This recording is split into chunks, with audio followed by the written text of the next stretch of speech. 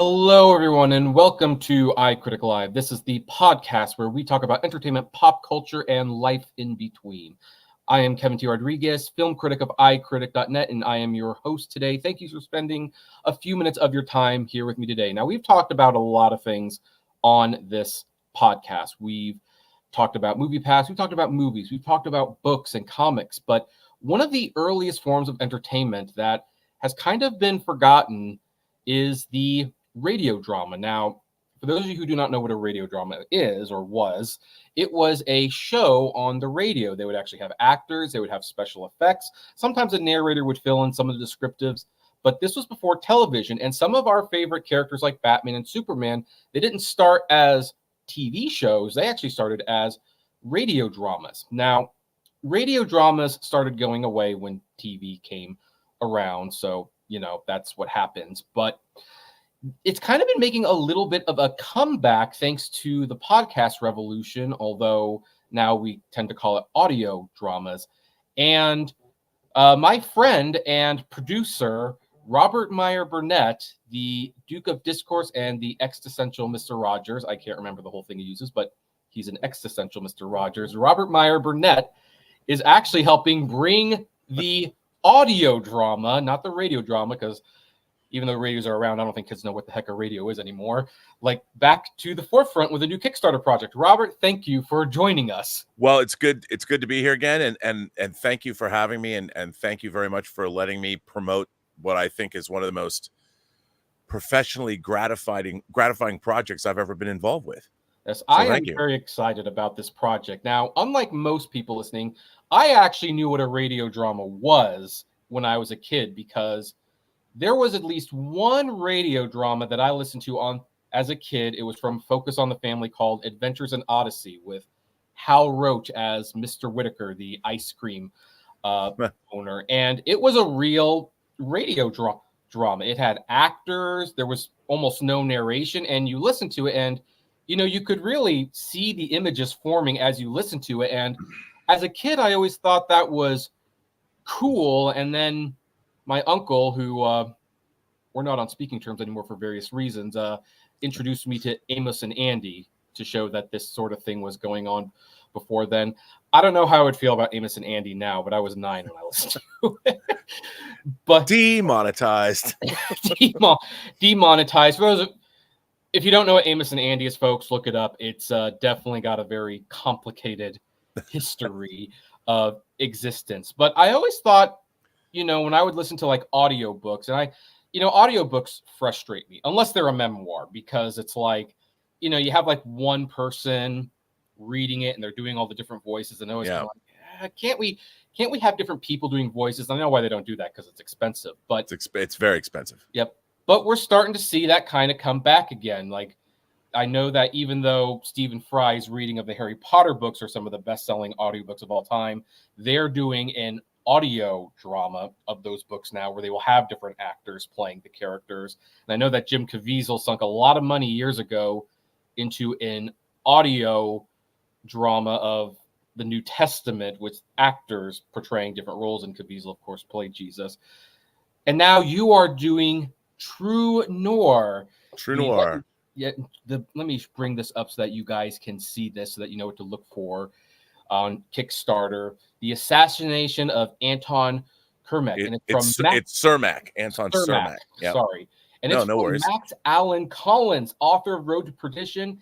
And it's going to be 10 episodes. And it even has, someone else that, I don't know if we're friends, but I've at least met her, Chris Carr, in it. Yep. Tell me a little. So first of all, tell me what it is about audio dramas that you love, and what made you decide to take on this project.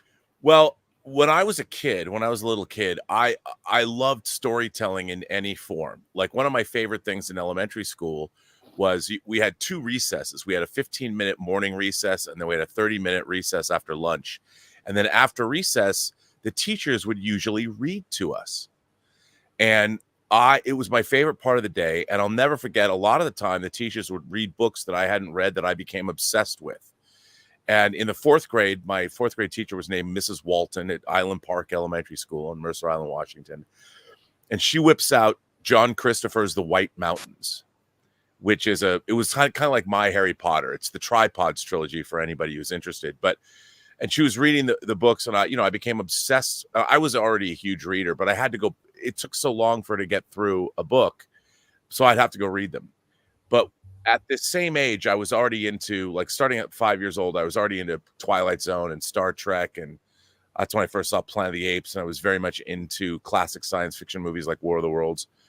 But one day, so I was really into stories in any of their myriad forms. But one day, I don't know how I found this, on a local, I think it was on Cairo radio in Seattle, but I'm not sure. At 10:07 every night, they would play the CBS Radio Mystery Theater, and it was hosted by E.G. Marshall. And I was obsessed with it. And they would tell horror stories, they would tell mystery stories. And what was really interesting was they used the music, because it was produced by CBS. They used all the music from the Twilight Zone TV series that I recognized. So I thought it was in my mind sort of an adjunct of the Twilight Zone. I didn't know, but I would listen to these stories, and I loved them, and there was thousands. So there was like a new one every night. You didn't have to wait like once a week. And I loved them. And then, I listened to those all the way through, even into junior high school. I used to start once my bedtime was not 9 o'clock or 10 o'clock, I could stay up later. I sort of fell away from the CBS Radio Mystery Theater because I was out, and as soon as I could drive at 16, I was never in bed at 10 o'clock anymore. But I love that. And then there were other things when I was younger. This NPR did the Star Wars audio drama, and the Star Wars audio drama I thought was great. It had some of the actors, like Brock Peters did the voice of Darth Vader, but it had some of the actors from the movies. And it also delved into all the deleted scenes from Star Wars. So there was a lot more to it, a lot more detail than you saw in the movie.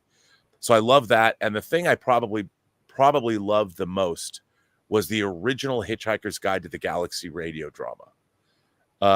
Is Hitchhiker's Guide to the Galaxy a drama, though, or is that a radio comedy? Well, it was okay. It was a total comedy. A satire, a parody, a dramedy, call it what you want. I loved it. I can still quote from it. And I listened to that. It was before the books got published. It predated the books. So I loved, and I would listen to these things as I drove around, and when I went places, just from a commuting standpoint. And then when I started in junior high and high school, I was collecting 12-inch remixes of songs, like dance tracks, a lot of Depeche Mode, a lot of New Order, a lot of Frankie Goes to Hollywood. And I would start to make these mixtapes, and in the mixtapes, in between songs, I started to add clips from movies, and which you couldn't see. And what I loved about them was I was taking them all off my laser discs.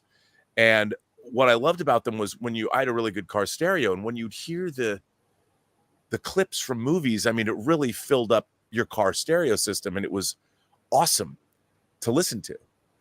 So I'd always wanted to do something in the audio drama space, but it was like, how could you do that? And how could you monetize it? And what exactly would you do? And I, for years and years, decades, I've wanted to do this. So through a serendipitous series of events, I was able to meet writer Max Allan Collins. Now, Max Allan Collins was somebody I had known. He wrote a Batman run. He'll joke about it. Not a lot of people liked his Batman run, but he wrote a Batman run in the 80s. And during that same time, he published a comic called Mystery about a female detective. And he was already a novelist. Like, he took over writing Mike Hammer novels from Mickey Spillane. And he's been going through Mickey Spillane's unfinished book outlines and finishing those books over the last decades. He's working on the final Spillane novel now. And then he created his own. Well, he's got a lot of characters. Nolan is a character he writes many books about. Quarry is a character that populated Max's work, and Cinemax turned that into a season of television. And then Max wrote the graphic novel Road to Perdition that they based the movie on. So he and I became friends because he literally watched my YouTube shows, and he was a fan of mine, which was crazy. And we met through my business partner, Mike Bodden, and we started talking, and we realized, well, we should do something together. And he told me about his 19 novel detective series about a character named Nathan Heller. And the first of those books, which came out in 1983, is this one, True Detective. Now, we can't call a series True Detective because HBO took that. Right. But this is the first Nathan Heller book. And the gimmick, call it a gimmick, I think it's the premise, or what makes these books cool is that Max has painstakingly researched a number of pivotal historical events that are shrouded in mystery, that have a little bit of an unsolved nature about them. And so he meticulously, the people and the characters, they're all real people. But what Max decided to do is create a fictional detective in Nathan Heller that gets embroiled in all of these real historical events with real people. And the books begin in the early 1930s. The Depression has just started. The Prohibition is about to end. And so that's where we meet our main character, who is kind of a bent Chicago cop on the take, part of the pickpocket detail. And all the cops in Chicago at this time in the early 30s were on the take. As a matter of fact, as Max will tell you, you get into the police force so you can steal. And in that milieu, we meet Nathan Heller. And at the beginning of the story, and he's written 19 of these books carrying the Nathan Heller character from the early 30s to the late 60s.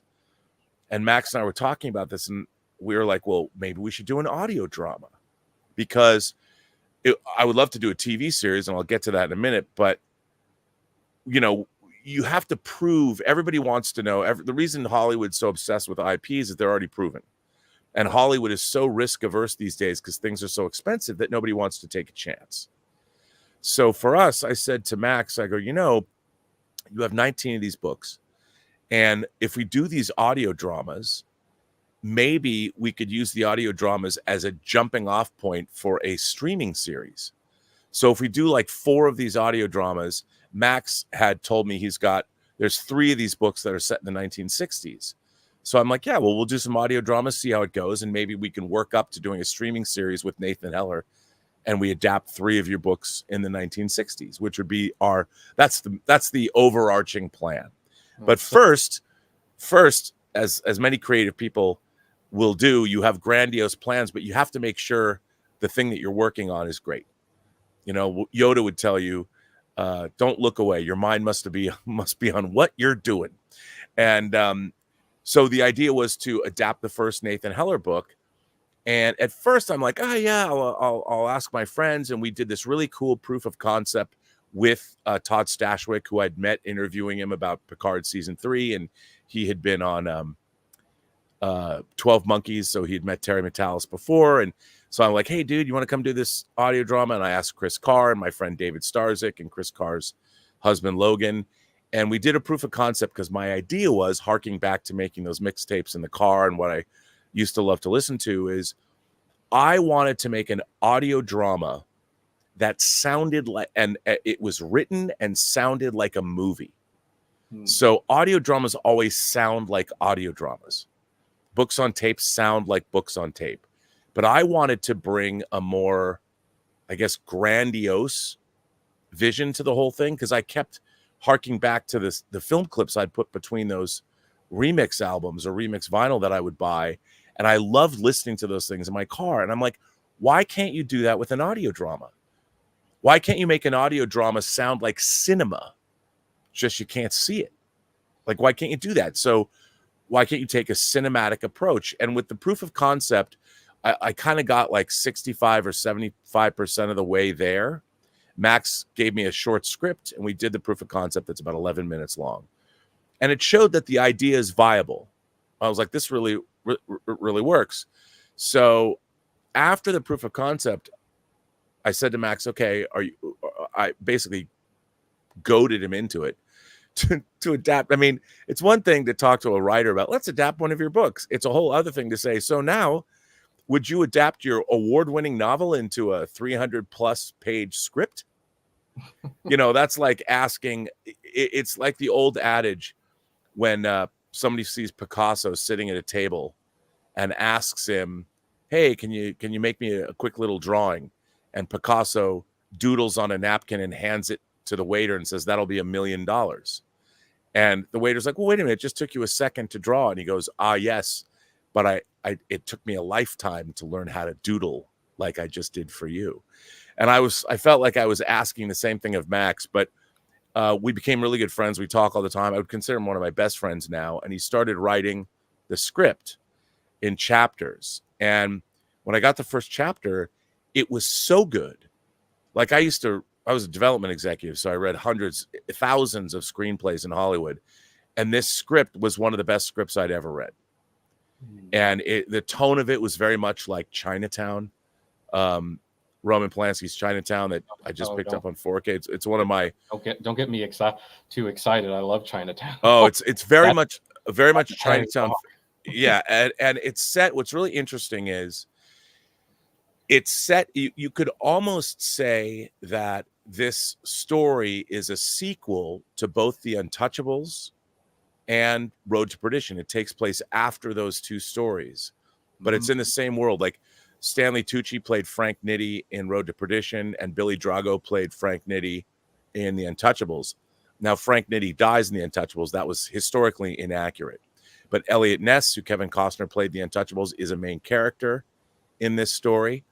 And, of course, Nathan Heller is the main character, but there are all these people, Mayor Cermak. So the first book deals with this actually happened. In 1933, there was the Chicago World's Fair. But before that, Al Capone had been put in jail, and we saw that story told in The Untouchables. He'd been put in jail in Atlanta on a tax beef, but Elliot Ness was still fighting the good fight in Chicago. And Frank Nitti took over what they called the outfit in those days, which was the mob. And Frank Nitti wanted to run the mob more like a business, so he was more like chairman of the board. Whereas Al Capone reveled in seeing his violent antics on the covers of Chicago papers, Frank Nitti wanted to take the mob off of the Chicago papers and get involved in more legitimate business, not unlike Michael Corleone in Godfather 3. And into all of this, Mayor Cermak wants to clean up the streets, and Mayor Cermak wants to get rid of organized crime. So Mayor Cermak tried to kill Frank Nitti using his police goon squad, and it didn't work. So maybe it was a real assassin, or maybe it was a assassin sent by Frank Nitti for payback. But Mayor Anton Cermak was shot at a political rally in Miami for Franklin Delano Roosevelt before he became president, was shot by an Italian named Giuseppe Zangara. Now, Zangara maintains that he was trying to shoot FDR, and he missed and shot Cermak. Clearly. Or was his intention to kill Cermak the whole time, and was he working for Frank Nitti? Enter Nathan Heller, and Nathan Heller gets embroiled in all of this. He actually ends up getting hired by Al Capone to protect Cermak, because Al Capone knows Frank wants payback, but Al Capone's like, you can't kill the mayor of a city. That would be bad for everyone's business. So Nathan Heller ends up in our story, in this first story, he gets involved. He gets hired by Al Capone, and he gets hired by a beautiful woman, a young actress, to find her missing brother that seems to have come to, she wanted to be a journalist, and he just disappeared, and no one knows what happened to him. So our story picks up where we meet Nathan Heller, and he's actually there when Mayor Cermak's goon squad tried to kill Frank Nitti. He was there unwittingly, but he was there. And then he also winds up getting hired by this woman. So there are two parallel stories: the search for this woman's brother, and can Nathan Heller, well, we know in real life that Anton Cermak was actually killed, but what really happened and what was really going on and who was really pulling the strings is what the story's all about. And so when I read the first script, I thought to myself, this script is, I can't just ask my friends and just random actors that I know to, like, here, come be in this audio drama. I had to take it seriously because the material demanded it. And my business partner, Mike Bodden, he and I have been talking about starting a new business, Imagination Connoisseurs Unlimited, for a long time. We've been working together for a long time, and this seemed to be the perfect project to launch our new company with. And so the first thing I had to do, I said to Mike, I go, I need to hire somebody who's above my pay grade to get involved. And our fellow producer, I called up my friend Christine Sheeks. She's, as we like to joke, she's my professional wife and I'm her professional husband. And we'd worked together a little bit over the years, but a lot of projects we tried to get off the ground never happened for various reasons, but I thought this one would. So I called her, and it was funny. She didn't get right back to me because she didn't quite know what I was talking about. Audio drama, what? But then she read the material, and she called me back, and she goes, this is one of the great pieces of material I've ever read. And I said, I know. And she'd worked on Coen Brothers movies, and she goes, I want to do this. And I said, great, you're going to produce it with us. And so, you know, she cast like Boogie Nights. She won an award casting Boogie Nights. She began her career on the TV series Moonlighting. And she's, as I said, she worked with the Coen Brothers, and she knows everybody. Like, I don't know anybody at the agencies. I can't just call up people and go, yes, I would like to talk to some of your A-list talent about being in my little radio drama. Could never do that. So once she got involved, and as Max continued to write chapters of the script, we call them chapters now, Christine started casting, and it was amazing how all the actors were responding to the material.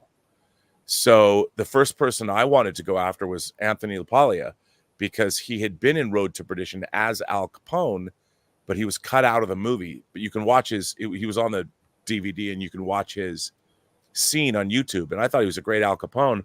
So I said to Christine, can we get Anthony LaPaglia? And she's like, well, yeah, we have to pay him. I'm like, yeah, but we're not going to pay him $100,000, will we? It's, and she's like, no. And people know that and Anthony had done voiceover. He was on stage doing a play in Sydney, Australia. He was doing Death of a Salesman. And I'm like, well, I guess we can't get him. But lo and behold, we reached out to his people. And I had my people call his people. And Christine was my people. And she was able to arrange for him to come back and play Al Capone. And he did. And the way that I'd worked on an animated series for Netflix called Dota Dragon's Blood, an anime series that my friend Ashley Miller created. And one of the things about that show that I learned is that when actors go into a booth like you normally do to record narration, a lot of the time it doesn't sound natural, like when you put actors together to read. Mm-hmm. And when we did the proof of concept with Todd Stashwick, we were all sitting in the round, and we did the whole thing from beginning to end, kind of like old time radio without the sound effects. And that frisson between actors was very palpable. And I said, if we're going to do this, I always have to have actors. So if I can't have the actors reading with other actors in the same scene, I wanted to bring in an actor to read. I had to find somebody who's very versatile and great. And my friend Corey Landis, who's a musician and a great actor, came into and he agreed to read with everybody. So Anthony LaPaglia, I recorded on a Sunday. It was his dark day in Sydney, which is a day ahead of us. And he did Al Capone, and that was on May 27th. And when I cut his performance together, I couldn't stop listening to it. I'm like, this is so good. And it's not just because I directed it, but it was because Max wrote it, and we had an actor who'd been on network television and had done movies. And I read on Deadline he just got cast in something else, a sci-fi drama, and or maybe it's a comedy, I'm not sure, but sci-fi something. And so he was the first actor, and I'm like, okay, now we have to really get serious, because if this is the kind of performances that we're going to get from our first actor, who else can we get? And so Christine and I love actors, so we were hand-picking. We're like, I'd really like to get William Sadler. A lot of people, who is William Sadler? Well, he was the general, the villain in Die Hard 2. He played Death in Bill and Ted's Bogus Journey. He was in Shawshank Redemption. He starred in Walter Hill's movie Trespass.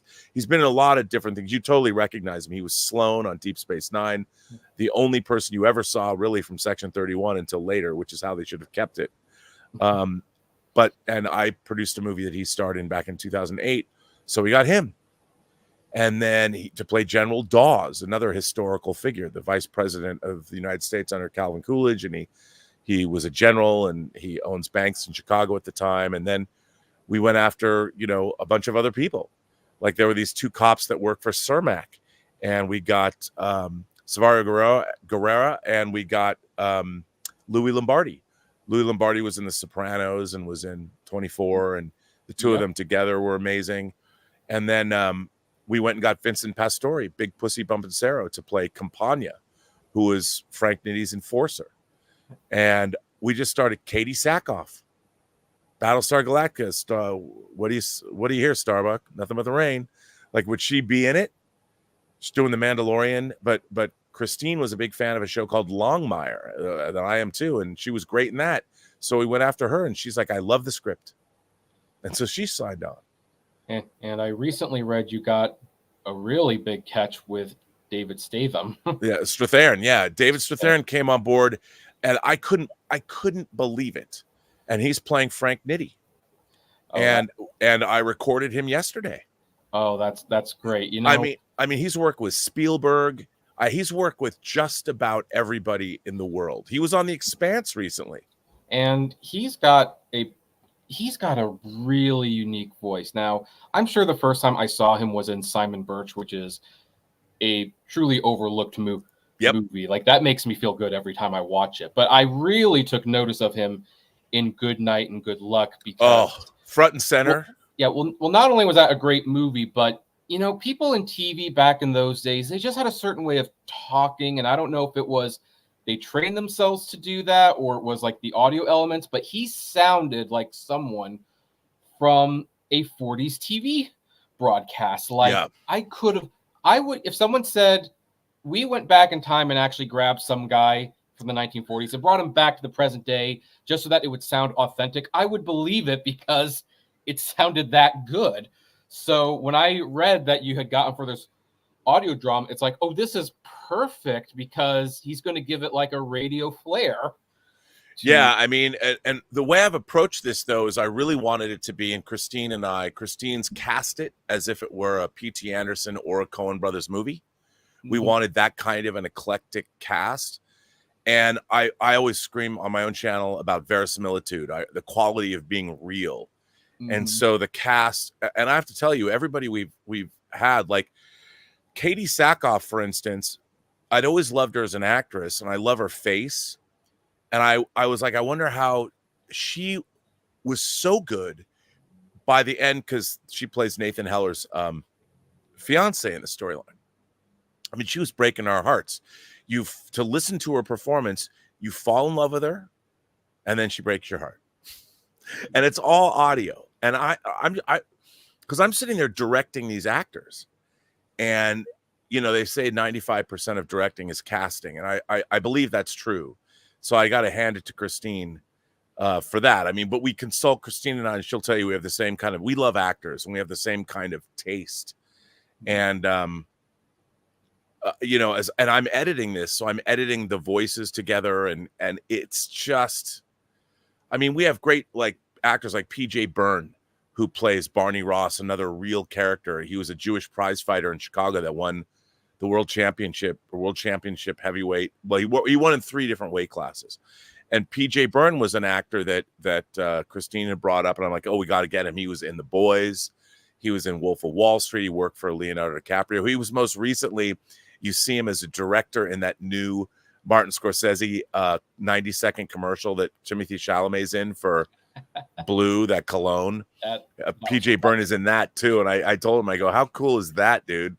And he was just a great actor. And we got the legendary Renee Taylor, who played the nanny's mom in The Nanny, who I'd worked with on Tango Shalom. She plays his mom. And it was just, we have a murderer's row of great character actors and leading men too. And the actors have to be great, because it's like, some people go like, oh, well, this is audio work. It's like, yeah, but this isn't like a cartoon. Like, it is just the voice. They have to properly, they have to somehow be emoting while being restrained at the same time. 100%. And it's a very fine line to walk. And a lot of these scenes run for 10 minutes.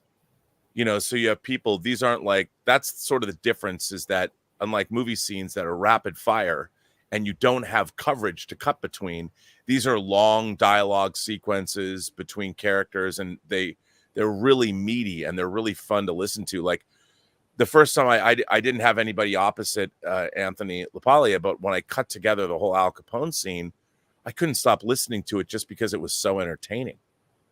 You know, just him doing Al Capone, and amazing stuff.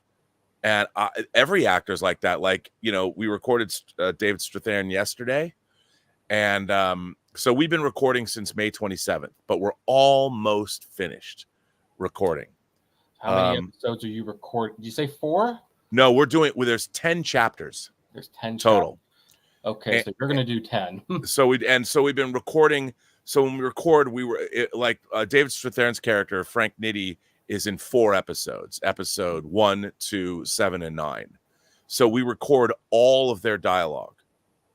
So when we record, and the actors really only have to work a day, or usually a half day, and we get everything. Jeffrey Combs, the great Jeffrey Combs, who I loved as Dr. Herbert West when he was working with Stuart Gordon, doing Reanimator and From Beyond, you know, and the great horror films that he was in. He was in Peter Jackson's The Frighteners.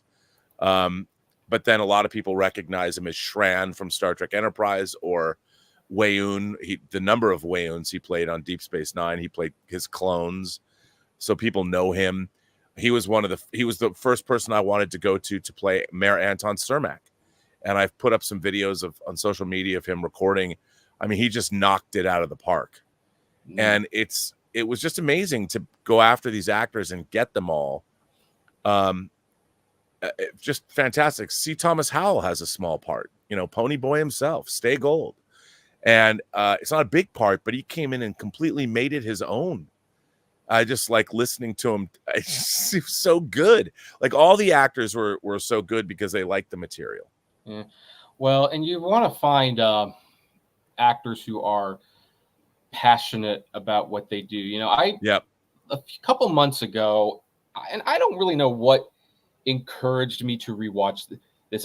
I have a point to this, but I decided to rewatch the Recess movie a couple months ago because I liked Recess as a kid, and I hadn't seen it since I had seen it in theaters. Right. And I had forgotten that James Woods played the villain in that. Now, I know he's known for being kind of a jerk on X these days, and that's unfortunate. Yeah. But I'm a huge James Woods fan, though. Yeah. I mean, well, I'm watching that movie, and I have to be careful how I word this because I know my nieces and nephews are listening. But I'm watching this movie, and I'm like, this man is acting the heck out of this part, and it's for Recess.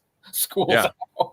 Like, he takes his job so seriously. Like, it's like, oh my gosh, like, you are putting way more effort into this than you probably need to.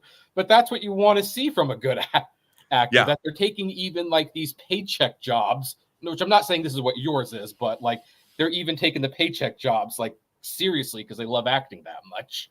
Yeah, but I mean, make no mistake, we're paying our actors. So you're paying your actors. I don't want to act like you're not. Yeah, but no, I think that, look, I can guarantee you that every actor who's come in and done the part has knocked it out of the park. I mean, they've put a smile on everyone's face. And like, when we've recorded actors. I mean, Anthony, when we recorded him, like I said earlier, was in Sydney, Australia. And Katie Sackhoff was in Oregon. And Jesse Spencer from House and from Chicago Fire. Jesse Spencer was in Boston. Are you a lot of our actors his accent like they did in Chicago Fire, or does he get to keep? No, because he's playing Elliot Ness, so he's playing a real guy. So he's got an American accent. He does a really good job. Oh. And Barry Bostwick was in Orlando, Florida. C. Thomas Howell was in Dallas.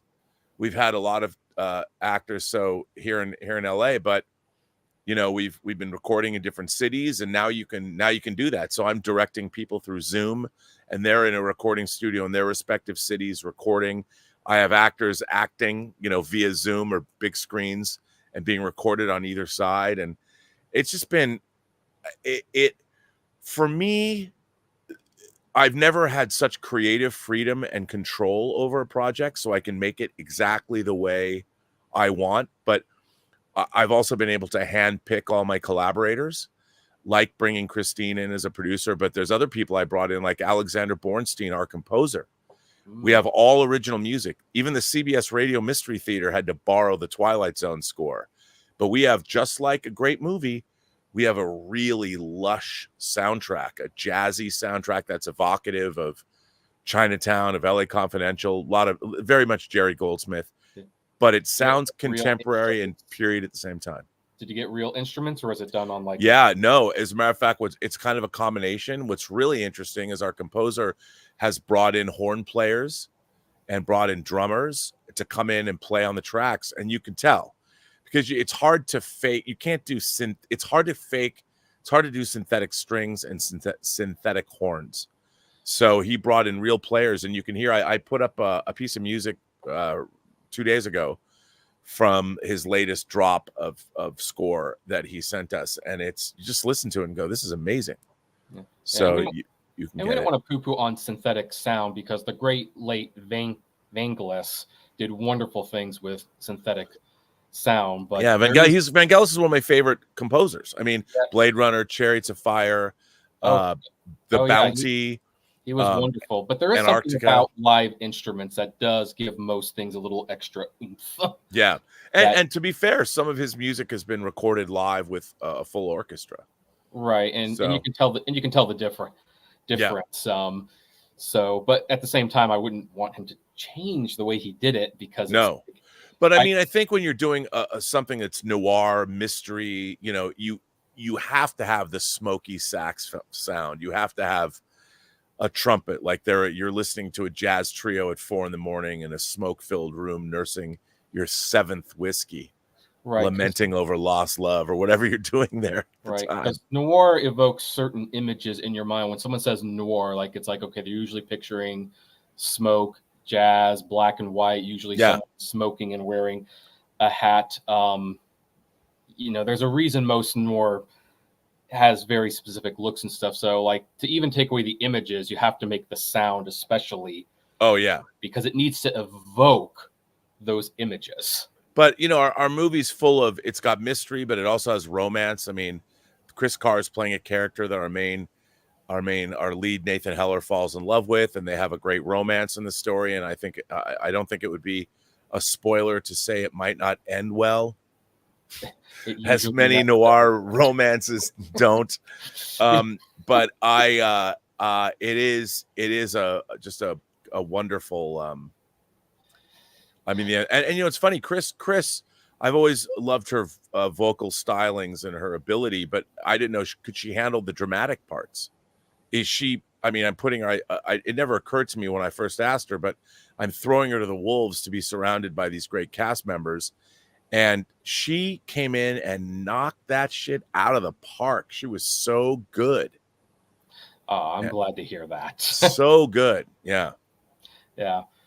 Well, anyway, romances going badly in noir is about as common as Lifetime channel romances having the lead character die of cancer. Yeah. There's just some things you kind of expect. 100%. Yeah. No offense, Rachel. I know you love Lifetime movies. So let's talk about the Kickstarter a little bit, because, okay, we're talking about your recording. I got to pull it back up again, and I'm glad all that's going great. But you are kickstarting it. You haven't quite hit your goal yet, which I wish I wish I could back you again. This sounds especially awesome. So I guess the first thing I'll ask, because this is not to put you on the spot, but it's a common sense question to ask. What happens if you don't hit your goal? Good question. Well, first of all, I have to make it clear that we are not kickstarting this to raise money to make this project. Okay.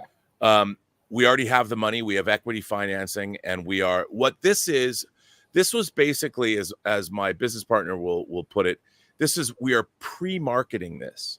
So our Kickstarter campaign is really to pre-purchase the show. So like all 10 episodes, if you want to download them, they're $2.99 each. Like if you go to iTunes or something, you want to download it. But if you want to purchase it on Kickstarter, you get it for like $5 off. So you get a discount. So it's really pretty much to support the project. If you want to, you can throw us $1 if you want, or pre-order, and there's many different things. But it's basically to pre-order the show, just kind of to gauge what kind of interest and who might be interested in this, because it's hard to explain what this is. People are like, so what is this? It's an old time radio show, but it's not, because we're using state-of-the-art technology. And my dream is to provide 3 different mixes of this. There'll be a 2-channel mix, which would be perfect for your car. There's a 5.1 mix that you can play whether you have surround sound headphones, but if you put it on your home theater system, it's going to be amazing. And then what I really want to do, although we're going to have to make that a stretch goal after the first 30 days, I want to mix the final in Dolby Atmos. So, and Dolby Atmos would be but you have to have Dolby Atmos equipment to play it back. And there's a company now, all the rage in audio is remixing old records in Dolby Atmos. There's a company called Super Deluxe Edition that's the brainchild of one of the most famous record producers working today, a guy named Bob Clearmountain, and they're remastering they're remastering albums from like the 80s and the 90s, and they're remastering them in those 3 formats: 2-channel stereo, which they originally came out in, 5.1, and Dolby Atmos. So pretty much anything Super Deluxe Edition puts out, I'll buy. And just because I have a Dolby Atmos home theater system, and to listen to music on that is amazing.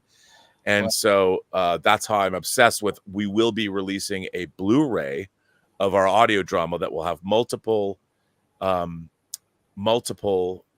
audio versions, and then also a bunch of video stuff. So I did an interview with Max Allan Collins in a speakeasy that's an hour long, and then each episode is going to have a video. We have a video series called Behind the Mystery.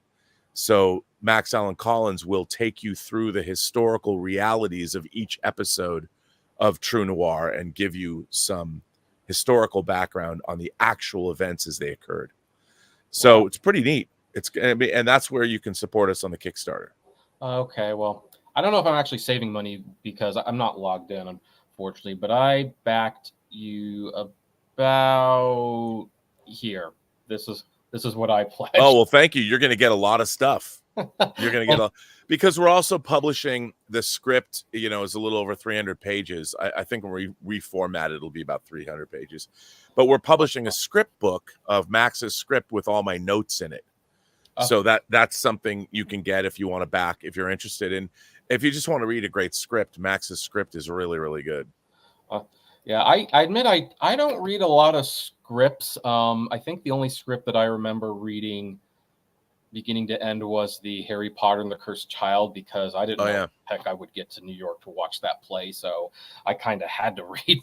Sure. It's definitely a different experience. And one thing that I noted, because I'm a huge fan of the Oscars, I've written books about the Oscars. I'm working on an Oscar series that will premiere in January about the animated feature category, but I'm starting way early.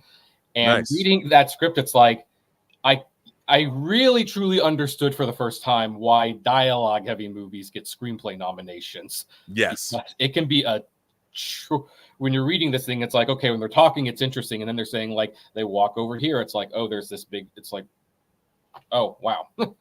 It's hard. Learning how to read a script is a skill. Yeah, it really is. Yep. By the way, since you mentioned your Dolby Atmos theater, and one time you said I'll have to show you and your wife a movie, I'm going to throw it out there. My wife has not seen Star Trek II: The Wrath of Khan. What? I know. I mean, she's working like 70 hours a week right now. So you're a bad husband. You know what? I was going to take her to the theater to show when they had it in theaters, but she got COVID. Oh. And it's like, as much as I want to bring her to this thing, we're not going to get the theater sick.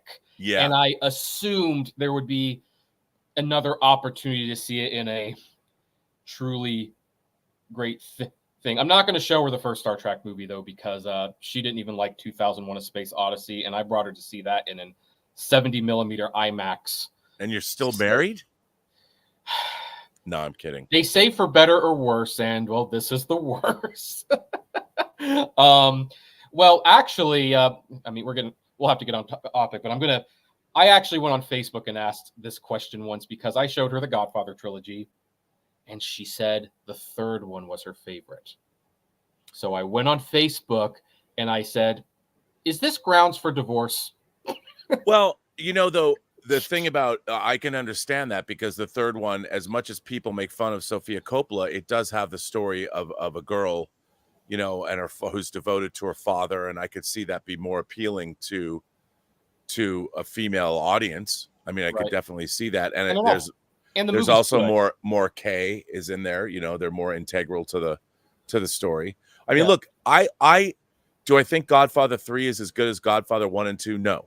No. But I do think Godfather 3 is still a great movie. Mm-hmm. You Yeah. know, Oh yeah. And God. Oh yeah. It is a good through. I mean, many movies would kill to have that be their worst movie.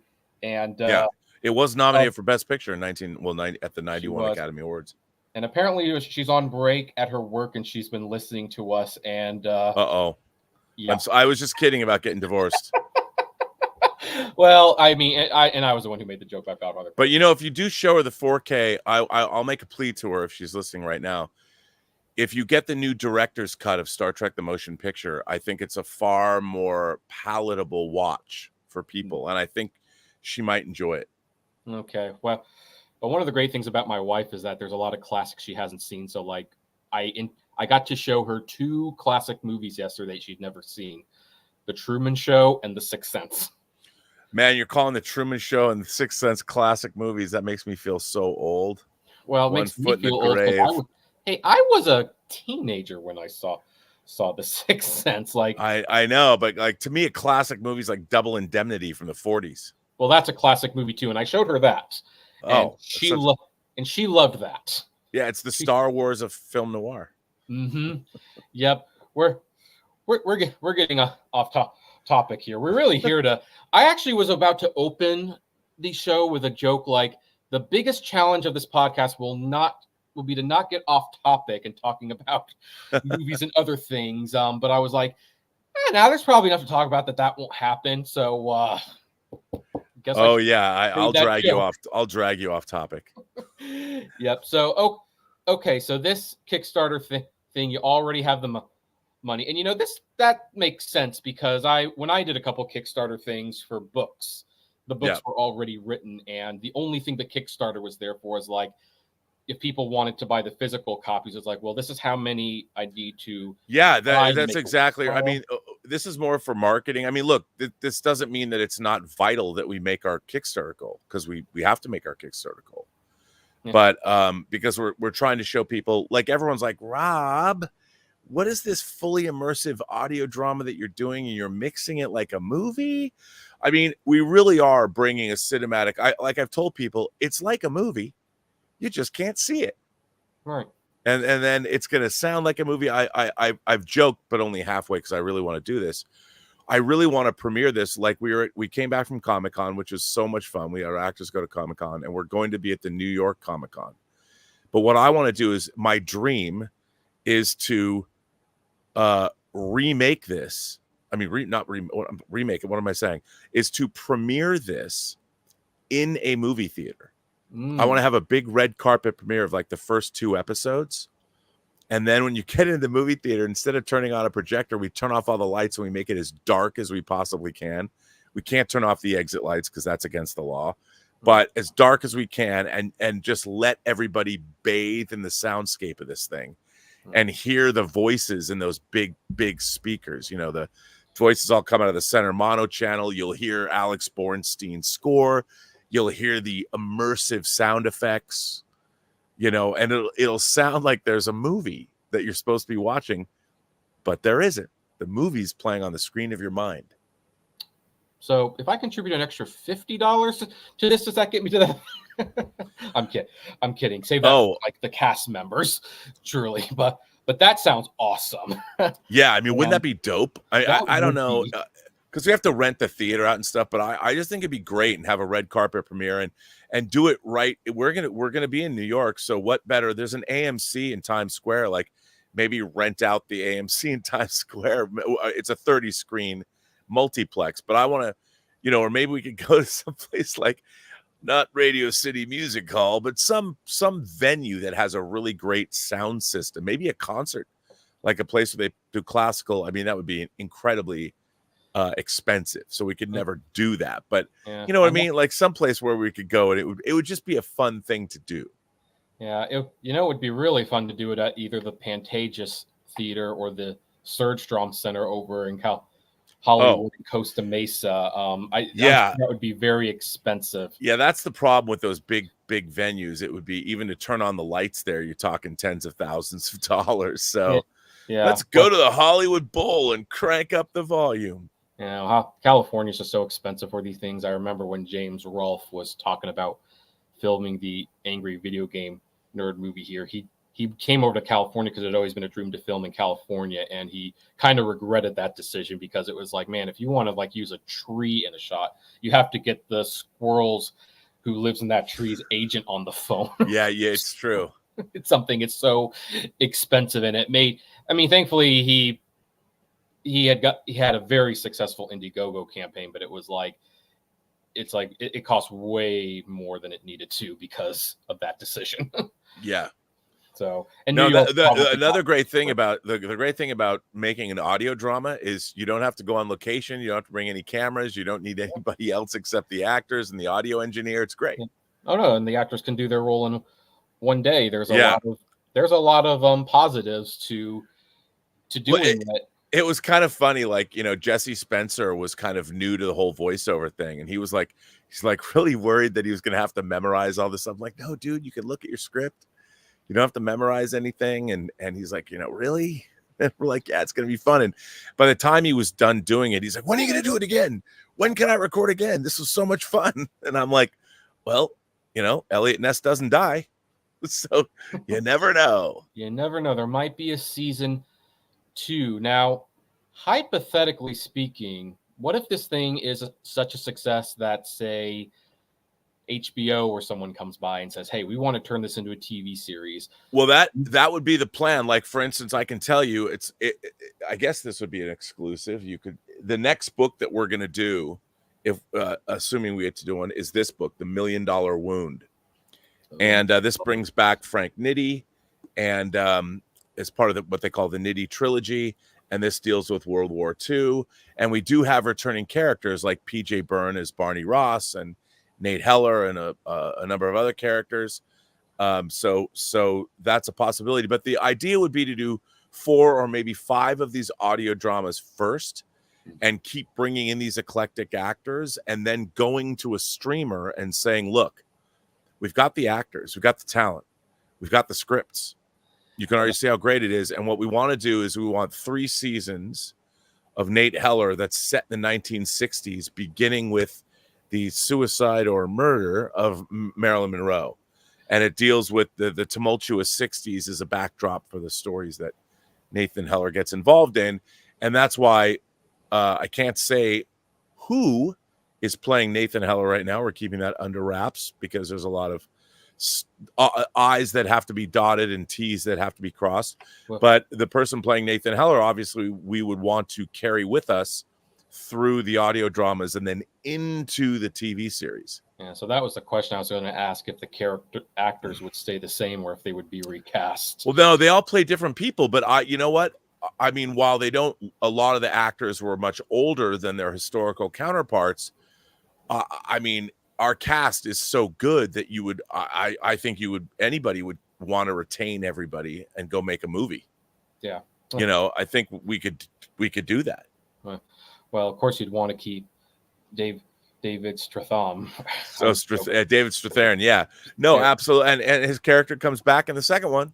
No, awesome. So I hope you get there. And again, I'm really excited about the idea of bringing the audio drama back because I do have fond memories of Adventures in Odyssey. And yeah, what's cool about this is like it's the perfect commute thing because each chapter is going to be about 35 minutes long. Yep. So if you're driving, if you have a commute to work in in traffic or something, this is like your perfect.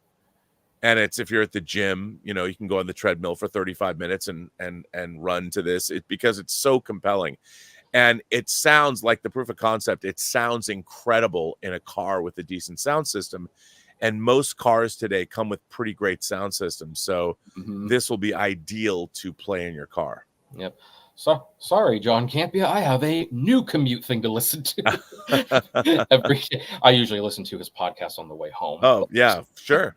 So Sure. miss you on the show. That's why I haven't been on the show, is Yeah, because I'm I was too. deeply immersed in this, and it's been like just yesterday. And I have to commute to LA to record. So, and from where I live, it's to get to my audio studio, it's over 2 hours, and so that's almost a 5-hour round trip a day.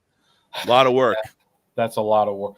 That's a lot of work. Well, I'm glad to hear that this project is coming together great. And yeah, I really hope you reach the goal, because I understand like why, especially in the IP faced world today, like I commented in my review of Deadpool and Wolverine, how can something be so wildly entertaining and still a blight on the art of cinema?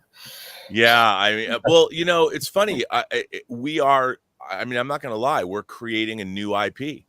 I want Nathan Heller to be, the idea behind our new company, Imagination Connoisseurs Unlimited, is obviously to be a fan-friendly company and to cater to fandom. But you can't tell fandom that you're going to do that. That's disingenuous. The only way that you can cater to fans is to give them something great. Yeah. You have to give them something great. And what I can say is that as our first project, Mike Bodden and myself and my fellow producers, Christine Sheeks, Max Allen Collins himself, and Phil Dingledine, we are working our asses off to provide our audience the best possible project that we can give them. Something that's wildly entertaining, something that has, I'm not going to say Academy Award because that would be disingenuous, but a very much an award caliber script, an award caliber cast. And I would like to think of myself as an award caliber director, but I won't go that far. That's up for you to decide. But to create the best project we can make, and hopefully that project will generate our own fandom that we can start. You can't convince fandom to come do something or watch something or be a fan of something. The only thing that can do that is the work that you produce. Mm-hmm. And our company, Imagination Connoisseurs Unlimited, is devoted to the idea of creating new stories and teaming up with the creators behind those stories, like Max himself. There was no thought to find somebody else to adapt his book. He was going to adapt his book. And that's another key thing for our company, is that I only want to work with, I call them bespoke collaborators, because they're all handpicked. Like, if you're going to Savile Row in the UK to have a suit made, a bespoke suit, all of our people that work for us are bespoke. We handpick them, and they're the very best, the best. And I'm very excited to be making something new that is not based on the books are previously existing, but we're adapting them, and I couldn't be more excited. Yeah. And don't sell yourself short in the award-winning thing, because keep in mind, Suicide Squad is an Oscar-winning film, so I would say the standards have definitely lowered a little bit in the last. It's true. year. And I have won awards. I'm proud. I'm proud. The first movie I ever wrote, I did win an award presented by the WGA, so that was exciting. Yep. I just haven't made another movie since then. Yep. And whoever you cast in that part has to have a bigger impact than Robert Downey Jr. being cast as Dr. Doom. Oh man, I yes, we have our work cut out for us. Yeah. I guarantee you that the person we've cast as Nathan Heller is the same caliber of actor. I can promise you that. Awesome. Well, anyway, folks, I don't like to keep people for more than an hour. Although I'm sure you'd all love to listen to him talk for more than an hour, and I usually do.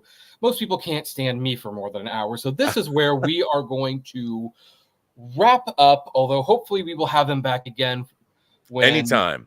Maybe even just random talking about certain topics. Who knows? We'll talk about physical media. I got that $1,500 Disney Blu-ray box set. You did? I did. How is it? Well, let me put it this way. Whether I'm watching them or not, it's one of the most beautiful things on the shelf. I'll bet. And I actually need to show you it. Yeah, I mean, it's one of those reminders how much fun physical media is. You pick it out, they have like these 3-volume things, and you open it, and it's like a storybook. You can even put it down like the storybooks in the movies open and turn the pages. I am a little confused why the Pixar movies got to keep all their bonus discs, but not the Disney films. That was weird, but it might be contractual. I did get the Steelbook of Furiosa today. Awesome. Oh, that came out. Oh, I gotta go pick. Yeah, I ordered it from Groove, I don't know, like 2 months ago. I totally forgot I ordered it. I'm like, what's this? And I'm like, oh. I also got a great box from Kino Lorber, and it has a lot of great discs in it. So I'm very excited about that too. Yeah. But physical media, I can never get enough. Get enough. Well, the first time we met, I was telling someone at the Batman that I had over 5,000 discs, and you turned around and said, "It's not enough." it's not enough, which my wife would probably disagree with you, but you see, she puts up with me on that, so that's how I can put up with her not liking 2001. That's good. I mean, I can say 2001's an acquired taste. And 5,000 discs is very respectable. I always joke I need to get my collection down to my favorite 3,000 movies. I've kind of started that process. I started taking movies that it's like, realistically, I will never watch this. Yeah. And then started decluttering, because once I know that I'm a little younger than you, but I'm still coming up to 40. And when you think about like how many years. I'm older than you. I think about that all the time. I'm like, do I have enough time? And people always think, well, Rob, that's so morbid. I'm thinking, no, from a practical standpoint, I want to get to all my box sets. Yeah. I bought them. Can I look? And it's, God forbid I'm in pretty great health. At least I feel good. Hopefully I can live a long time, because I look forward to being like retiring. I don't think that's ever going to happen. I'm going to have to work my whole life, but I miss the days where I can just sit and watch 5 movies in a row in my big home theater couch, or sitting in my big home theater room, listening to my thunderous sound system and just enjoying myself. Yeah, no, there's nothing that makes me happier than watching a truly great movie in the best possible presentation. And that's why I still go to the theaters. Thankfully, I'm near theaters that are of good quality. Some people are not so lucky, and I understand why they pick streaming. But anyway, we will do something in. Anyway, folks, that is Robert Meyer Burnett. And again, you can look up True North, the assassination of Anton Cermak. Cermak, right? Cermak, that's right. Awesome. On Kickstarter. Played by Jeffrey Combs. Anton Cermak is played by Jeffrey Combs. Ooh, awesome. Yep, awesome. So, support the project. And of course, if you are listening to this podcast on a platform that has comments, we would like to know what you think about all of this, what you think of the project, what you think of Robert Meyer's work. So share those comments. And if you are listening to this podcast for the first time and you like what you hear, let's make it official and go steady. This podcast is available on Spotify, Apple, Deezer, YouTube, but no longer on Google, because they have killed another service like they typically do. And I will see all of you at the movies. Take care.